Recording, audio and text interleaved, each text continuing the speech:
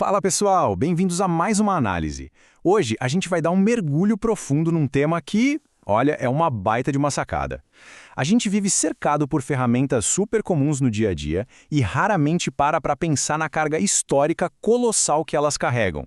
E é exatamente isso que a gente vai destrinchar agora, explorando as raízes culturais e históricas de um instrumento para lá de conhecido. Então, bora direto ao ponto.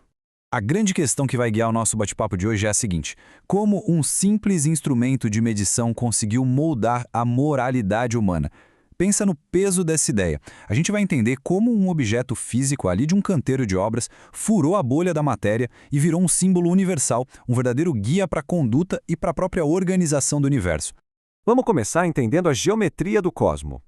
Viajando direto para a antiguidade, a gente nota que, lá na cosmologia da China antiga, a Terra era vista essencialmente como quadrada. E essa visão era tão enraizada, mas tão enraizada, que moldou até a linguagem deles.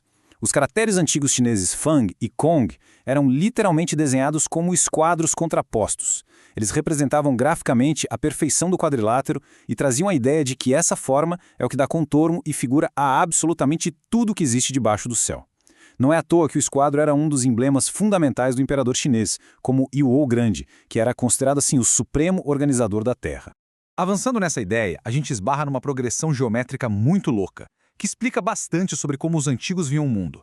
Funciona mais ou menos assim. Primeiro, temos o esquadro, certo? Que é o que gera o ângulo reto. A partir dele, cria-se o quadrado, que simboliza a ordem terrestre. E num processo de desdobramento, esse quadrado permite a inscrição do círculo, que, por sua vez, representa a perfeição celeste. Ou seja, a lógica diz que a ordem aqui na Terra precisa existir antes que a perfeição do céu consiga se manifestar na consciência humana. É por essa capacidade meio mágica de transformação que o mestre de ritos, aquele cara responsável por equilibrar o yin e o yang, adotou essa ferramenta como seu símbolo principal.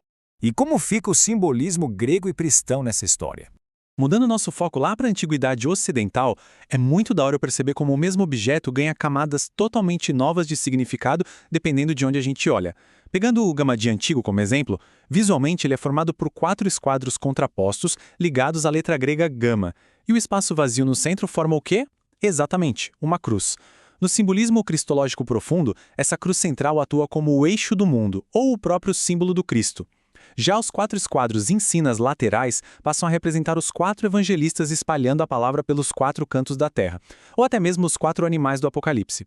É, sem dúvida, uma baita de uma engenharia visual unindo geometria com teologia. E para amarrar essas duas culturas de um jeito genial, o autor René Guénon demonstrou de forma muito clara que a estrutura geométrica desse símbolo grego e cristão corresponde exatamente às marcações internas do Loshou. Lembra dele? É aquele quadrado mágico revelado lá para o imperador chinês Yuou a Grande, que a gente acabou de mencionar. Isso acaba cimentando a ideia de que a noção de um espaço terrestre sagrado, medido com total justiça, é, na verdade, um conceito universal, atemporal mesmo. Agora vamos dar uma olhada nas tensões e equilíbrios ocultos, entrando num território com interpretações um pouco mais variadas. Dentro da simbologia hermética, o formato físico muda totalmente o recado. Por um lado, o formato em T evoca estabilidade, aquele equilíbrio perfeito e sereno entre os princípios ativo e passivo. Já por outro lado, quando o instrumento é simétrico, formando um L, o significado muda drasticamente para a atividade, por esforço humano na sua forma mais pura. É esse formato em L que traz o dinamismo necessário para retificar a matéria bruta, sacou? Transformando aquela pedra irregular numa base sólida para a civilização. E as divergências não param por aí, olha a sacada. Na astrologia tradicional e em certas correntes do ocultismo, o ângulo de 90 graus, a famosa quadratura, é frequentemente visto como algo super tenso. É um choque de forças, às vezes chamado até de cruz partida, que exige uma baita superação justamente por causa da sua rigidez inflexível. Já do lado oposto, para a franco-maçonaria, esses mesmos 90 graus representam a mais pura retidão moral, a integridade de caráter e o respeito inabalável às leis. Fica muito evidente como a mesma geometria desperta leituras completamente distintas, né? o que nos leva diretamente para o esquadro na maçonaria. Aqui o instrumento atinge talvez o seu ápice simbólico, ocupando uma posição totalmente central.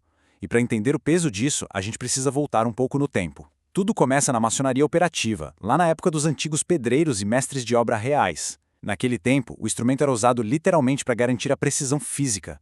Qualquer erro no ângulo reto podia, de verdade, fazer um prédio inteiro desabar. A responsabilidade era gigantesca. Com o tempo, ocorre a transição para a maçonaria especulativa. A ferramenta sai do canteiro de obras e vira um potente símbolo moral. Em vez de evitar o colapso de edifícios de pedra, ele passa a ser usado como régua para evitar o colapso do caráter, aferindo a retidão dos pensamentos. A importância dentro dessa tradição é tamanha que ele se torna a joia do venerável mestre, a autoridade máxima de uma loja.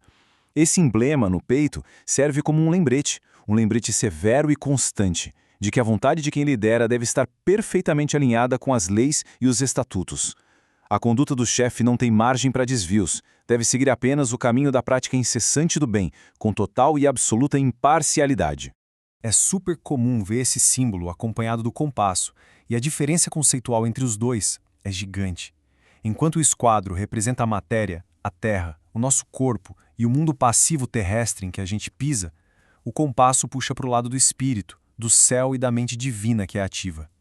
Um detalhe muito da hora sobre isso: na jornada de um aprendiz, o instrumento de ângulos retos fica posicionado sobre o compasso. O que isso quer dizer? Indica que no começo da caminhada, a matéria e os instintos ainda exercem uma influência muito forte sobre o espírito. É só com o tempo e com o ganho de conhecimento que essa disposição se inverte, mostrando a verdadeira libertação da consciência. Mas o grande segredo ético mora na própria forma da ferramenta. Vamos olhar bem de perto a lição de equidade que está escondida nesses maravilhosos 90 graus. A linha horizontal representa o nível, aquela igualdade fundamental que deve existir entre todos os seres, sabe? Já a linha vertical aponta para o alto, exigindo postura reta perante a divindade. E o que é realmente genial no design é o ponto de encontro. O exato vértice onde a igualdade cruza com a retidão. É ali, o local simbólico perfeito onde o ser humano finalmente se torna justo e equilibrado. Seguindo agora, da matéria ao espírito. Deixando um pouco de lado os conceitos estritamente históricos e esotéricos, é hora de trazer isso para o nosso dia a dia. Afinal de contas, fica nítido que esse símbolo não é só um objeto bonito, inerte, acumulando poeira numa estante. Ele funciona, na real, como um baita guia prático e constante para o comportamento no mundo exterior, na vida real mesmo. A função dele é lembrar a todos da necessidade de manter a honestidade, naquele esforço contínuo e diário de pegar nossa pedra bruta, cheia de arestas, cheias de imperfeições, e trabalhar nela até virar uma pedra cúbica, perfeitamente esquadrejada para compor uma sociedade melhor.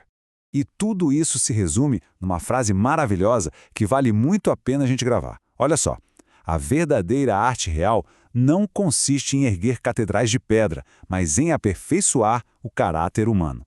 Forte, né? Essa é a essência pura de todo esse longo aprendizado. A obra mais importante que a gente tem a missão de construir não é feita de cimento, de tijolo, mas das nossas próprias atitudes e do nosso caráter. A gente viu toda a trajetória milenária e o peso gigantesco de se andar na linha, de manter a retidão não importa as circunstâncias. Então, fica a pergunta: se a nossa vida fosse medida hoje, com toda essa precisão geométrica e moral, será que as nossas ações formariam um ângulo perfeito? Fica aí essa reflexão pra gente.